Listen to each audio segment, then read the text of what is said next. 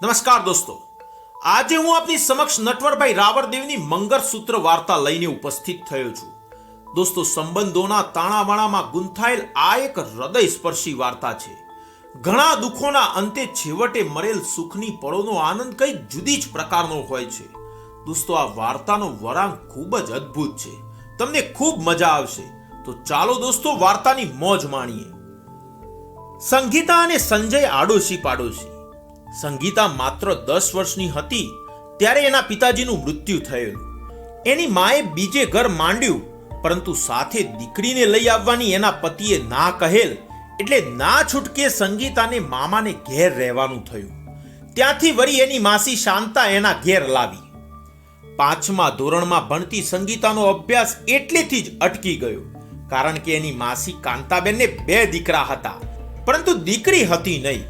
એટલે સંગીતાને તો એ માત્ર ઘરકામની લાલચે લાવ્યા હતા. આમે શાંતાબેનનો પરિવાર મજૂરી ઉપર નપતો હતો, એટલે પછી સંગીતાના અભ્યાસની ચિંતા માસીને થોડી હોય. 5 ધોરણ સુધી સંગીતા ભણવામાં એકદમ અગ્રેસર. નામ પ્રમાણે સંગીતના ગુણ તો એટલા કે ના પૂછો વાત.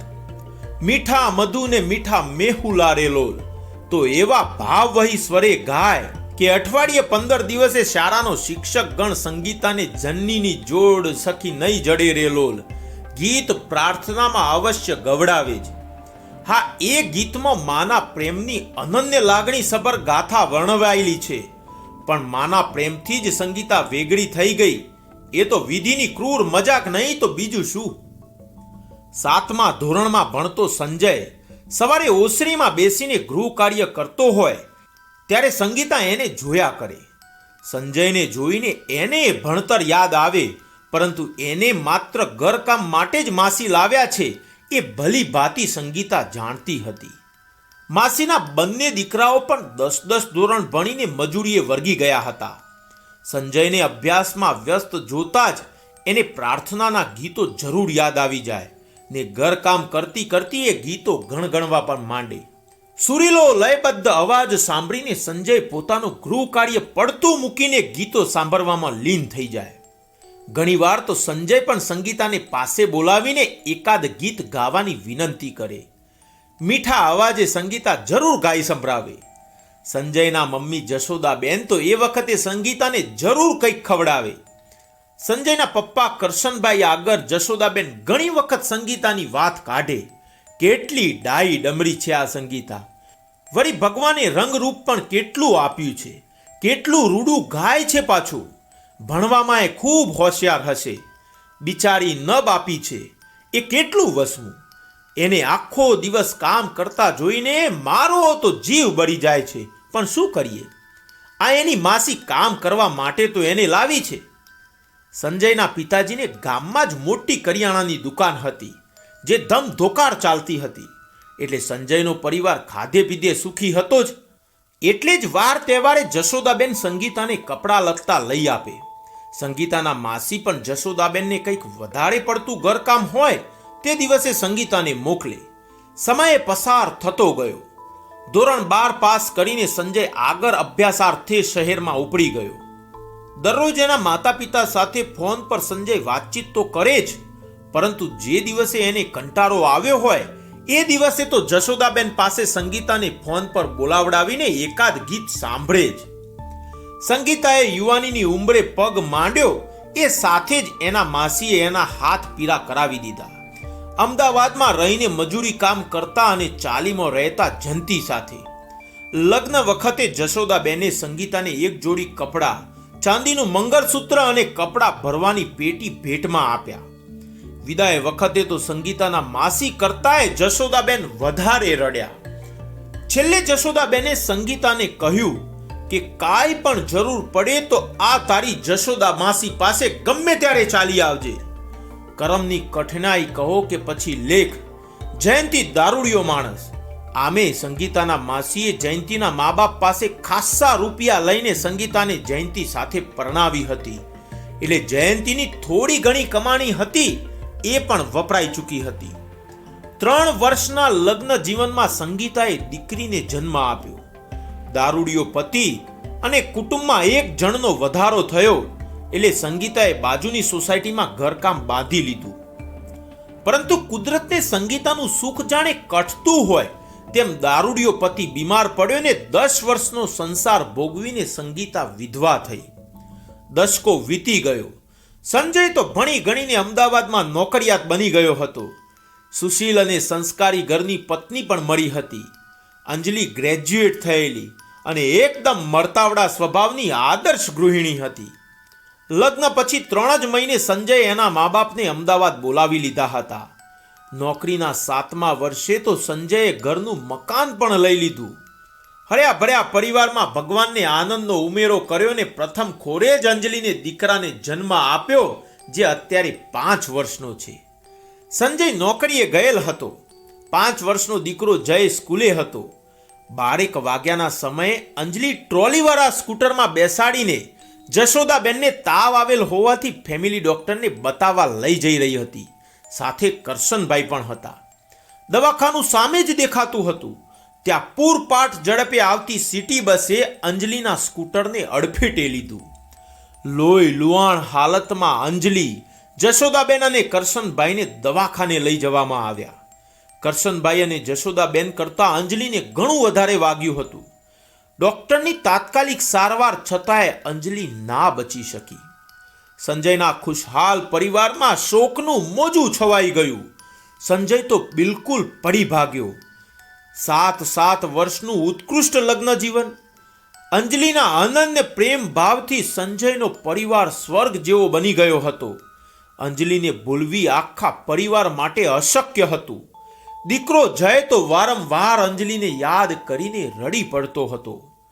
દુઃખનું ઓસડ દાડા. 6 મહિના વીતી ગયા. આધેડ ઉંમરે જશોદાબેન માથે તો ફરી એ જ ઘર કામ આવી પડ્યું હતું. બંને પતિ પત્ની સંજય નોકરીએ જાય ત્યારે સંજય બીજા લગ્ન માટે તૈયાર થાય એ બાબતે જરૂર ચર્ચા કરી લેતા હતા. પરંતુ સંજય આગળ કહેવાની બેમાંથી એકેયની હિંમત ચાલતી નહોતી. સંજય પણ વેદનાને છુપાવીને દીકરા જય માટે કરીને ખુશ રહેવા પ્રયત્ન કરતો હતો. થોડા સ્વસ્થ થતાં જ સંજયે જશોદાબેનને કહ્યું, મમ્મી, તમારે આ ઉંમરે બધું જ ઘરકામ કરવું પડે છે તો કોઈ કામવાળી બેન મરી જાય તો તમને રાહત મળી જશે. માટે જેમ બને તેમ જલ્દીથી કામવાળી શોધી લ્યો. હા બેટા, કામવાળી તો જરૂર ગોતી કાઢીશ, પરંતુ તું પણ બીજા લગ્ન માટે કંઈક વિચાર કરે એવી મારી અને તારા બાપુજીની ઈચ્છા છે. જશોદાબેને કોચવાતા જીવે સંજયને કહ્યું. સંજયની આંખમાંથી આંસુ આવી ગયા. છતાં એણે જશોદાબેનને કહ્યું, મમ્મી, મને વિચાર થશે તે વખતે હું તમને સામેથી કહીશ, પરંતુ એના પહેલા ફરીથી આ બાબતે મને ના ટકોરતા. આટલું બોલીને સંજય જશોદાબેનના ખોરામાં માથું નાખીને રડવા લાગ્યો. જશોદાબેને માંડ સંજયને શાંત કર્યો. સાંજે 5 વાગ્યાના સમયે સોસાયટીના દરવાજાની બહાર કરિયાણાની દુકાનેથી જશોદાબેન કરિયાણું લઈ રહ્યા હતા. ત્યાં પરિચિત અવાજ એમના કાને અથડાયો. ભાઈ, 2 કિલો ખીચડીના ચોખા ને કિલો મગની દાળ આપો ને. જશોદાબેને પાછળ ફરીને જોયું.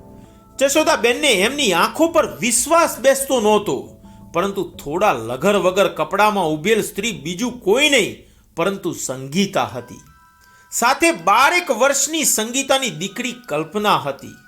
ચાંદલા વગરનું કપાળ અને હાથે વૈધવ્યનું નિશાન જોઈને જશોદાબેન થરથરી ગયા. સંગીતાએ પણ જશોદાબેન સાથે નજર મેળવી. એના મોઢામાંથી અનાયાસે જ શબ્દો સરી પડ્યા, માસી. જશોદાબેન સંગીતાને ભેટી પડ્યા. ચાલ બેટા મારે ઘેર, અમે પણ અહીંયા જ રહીએ છીએ. કહીને જશોદાબેને દુકાનદારને કહ્યું, પ્રકાશભાઈ, બધું પેક કરીને મારે ઘેર મોકલાવી દેજો, હું અત્યારે જાઉં છું. કહીને જશોદાબેન સંગીતા અને તેની દીકરી કલ્પનાને લઈને ઝડપભેર ચાલવા લાગ્યા. ઘેર આવતા જ કરશનભાઈ પણ સંગીતાને ઓળખી ગયા. અરે બેટા સંગીતા, તું? વૈધવ્ય વેશમાં જોઈને એમનું હૃદય પણ દ્રવી ઉઠ્યું. જશોદાબેને મા દીકરીને પાણી આપ્યું. જય તો એના ગૃહ કાર્યમાં જ વ્યસ્ત હતો. જશોદાબેને સંગીતાને પાસે બેસાડીને પૂછ્યું, બેટા તારા આ હાલ? જેના લલાટમાં માત્ર દુઃખના લીસોટા જ પડેલા હોય એની આંખમાં આંસુ તો ક્યાંથી ઉભરાય? છતાંય સંગીતા થોડી તો લાગણીમય થઈ ઉઠી. એણે એની સંપૂર્ણ જીવન કથની જશોદાબેન આગળ કઈ સંભળાવી. અંતમાં ઉમેર્યું, સગી માસીએ જ મને રૂપિયા લઈને પરણાવી, પછી મારું દુઃખ કોની આગળ કહું? મારી સગી માં તો મારી વિદાય વખતે નહોતી આવી. એ વાતથી તમે ક્યાં અજાણ છો માસી? આ કલ્પનાના બાપના મોત પછી તમારી ઘણી યાદ આવતી હતી, પરંતુ હું લાચાર હતી. ત્યાં આવું ને મારા માસી વળી ક્યાંક રૂપિયા લઈને બીજે ગઘરાવી દેતો. ભગવાનને સુખ આપવું હોત તો આ પહેલા લગ્નમાં જ આપી દીધું હોત. એટલે જ તો એ ચાલીની નાની ઓરડી 2 લાખમાં વેચીને રૂપિયા કલ્પનાના નામે મૂકી દીધા છે. 5 ઘરના કામ બાંધ્યા છે. એમાંથી આ સોસાયટીની બાજુની ચાલીમાં મહિને 700 રૂપિયાના ભાડાથી રહું છું ને કલ્પનાને ભણાવું છું. વાહ દીકરી વાહ, ધન્ય છે તને. પરંતુ આ બધા સંસ્કારો તું લાવી ક્યાંથી? કરશનભાઈ ભાવાવેશમાં બોલ્યા. બાપુજી, એ બધું હું તમારા પરિવાર પાસેથી એકલવ્ય બનીને શીખી છું. કોરી આંખે સંગીતા આટલું જરૂર બોલી શકી. માસી, સંજય ક્યાં છે? આ દિવાલે મઢેલી સુખડના હારવાળી છબી કોની છે? તમે કરિયાણું લેવા કેમ આવ્યા હતા? સંગીતા જિજ્ઞાસાવશ બોલી. સંગરી રાખેલ લાગણી પ્રવાહ આંખોમાંથી આંસુ સાથે વહી પડ્યો. રડમસ ચહેરે જશોદાબેને બધું જ કહી સંભળાવ્યું. સંગીતા જશોદાબેનને ઘરે વળગીને રડવા લાગી. કરશનભાઈએ સાંત્વના આપીને બંનેને છાના રાખ્યા. થોડો સમય સ્તબ્ધતા વ્યાપી ગઈ. છેવટે સંગીતાએ જશોદાબેનને કહ્યું, માસી, હવે તમારે રસોઈ સિવાય કોઈ ઘરકામ કરવાનું નથી. હું બધું જ કરી જઈશ. 5માંથી ગમે તે 2 ઘરનું કામ છોડી દઈશ. જશોદાબેન બોલ્યા, હા બેટા, પરંતુ આજે તો તારે અહીં જ રાત રોકાવાનું છે. આ બધી વાતચીત સાંભળી રહેલ જય એનું ગૃહ કાર્ય પૂરું થતાં જ જશોદાબેન પાસે આવીને બોલ્યો, દાદી, આ કોણ છે? જશોદાબેને જયને કહ્યું, બેટા જય, એ તારી સંગીતા માસી છે અને એની સાથે દીદી કલ્પના છે. તને ગીત સાંભળવા ખૂબ ગમે છે ને? જો હમણાં સંગીતા માસી સરસ મજાનું ગીત ગાશે. ચા પાણી કરીને સંગીતાએ જયને પાસે બેસાડીને મીઠા મધુ ને મીઠા મેહુલા રેલોલ શરૂ કર્યું. 6:30 થઈ ચૂક્યા હતા. દરવાજે આવીને સંજય આ ગીત સાંભળી રહ્યો હતો. તે કોઈને ખબર નહોતી. ગીત પૂરું થતાં જ એકદમ લાગણીસભર અવાજે અંદર આવીને સંજય બોલી ઉઠ્યો, સંગીતા તું? એને ગીત સાંભળ્યું ત્યાં સુધી થોડો હરવો થઈ ગયો હતો, પરંતુ અંદર આવીને એને સંગીતાને ધ્યાનથી જોઈ એ સાથે જ ફરી ગમગીન બની ગયો. જશોદાબેને સંગીતાની બધી હકીકત કહી સંભળાવી. સંજય સુન્ન થઈ ગયો. અંતરાત્મા પોકારી ઉઠ્યો, હે પ્રભુ, તારી ગતિ અકર છે.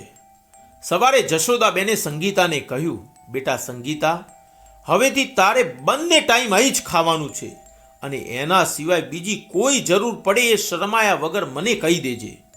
જોત જોતામાં 1 વર્ષ પસાર થઈ ગયું. સંજયને આખી રાત ઊંઘ નહોતી આવી. શનિવારની આખી રાત એને સતત વિચારોમાં પસાર કરી દીધી.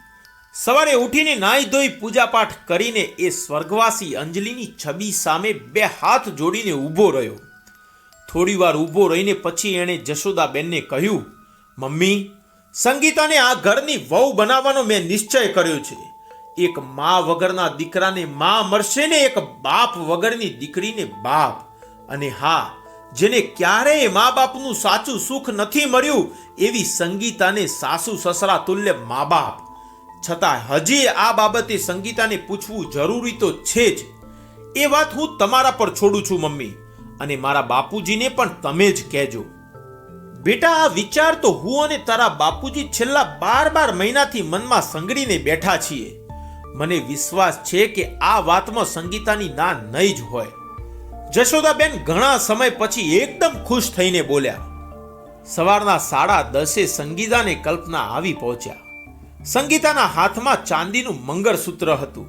માસી, જુઓ આ મંગળસૂત્ર તમે જ મને ભેટમાં આપ્યું હતું. બંગલાવાળા મંજુલા માસીને ઘેર 2 વર્ષથી 1200 રૂપિયામાં ગીરવે પડ્યું હતું. આજે છોડાવીને લાવી છું. લ્યો માસી, ચાલીની ઓરડીમાં રાખ્યા કરતા તમે જ તમારી તિજોરીમાં મૂકી દો. આમે મારે શું કામનું? જરૂર પડશે ત્યારે માંગી લઈશ. જશોદાબેન મંગળસૂત્ર હાથમાં લઈને મનમાં બબડ્યા, હે પ્રભુ, તમે તો આજે અમારા શુભ વિચારને સાક્ષાત ટેકો આપી રહ્યા છો. અહીં આપ સંગીતા કહીને જશોદાબેન સંગીતાને બાજુના ઓરડામાં લઈ ગયા. ઓરડામાં જઈને જશોદાબેન સંગીતાને ભેટી પડ્યા અને બોલ્યા, આ મંગળસૂત્રનો તોલ આજે સાચવજે બેટા સંગીતા. માસી, હું કઈ સમજી નહીં તમારી વાતને. તમે શું કહો છો? સંગીતા ભાવાવેશમાં બોલી. આજે અમે સૌએ નક્કી કર્યું હતું કે તને આ ઘરની વહુ બનાવવી. એવા સમયે જ તું સુહાગની નિશાની એવા મંગળસૂત્રને સામેથી લઈને આવી છે. આમાં પ્રભુનો સંકેત નહીં તો બીજું શું? આવું વિચારીને હું ભાવાવેશમાં તને મંગળસૂત્રનો તોલ સાચવવાનું કહી બેઠી. છતાંય તારા વિચારને જાણ્યા વગર મારે કંઈ જ નથી કહેવું. બોલ, તારે શું કહેવું છે?